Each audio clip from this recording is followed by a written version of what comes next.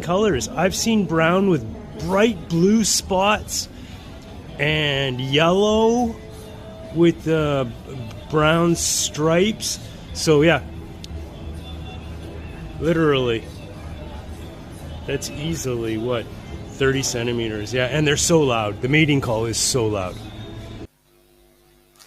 Okay, this is what a Tokay gecko sounds like. Now, it's a mating call, and I like to predict, often with other people, it's fun, how many they'll do it.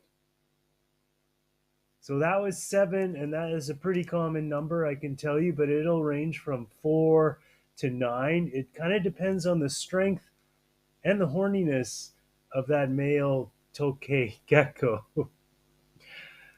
But there you go.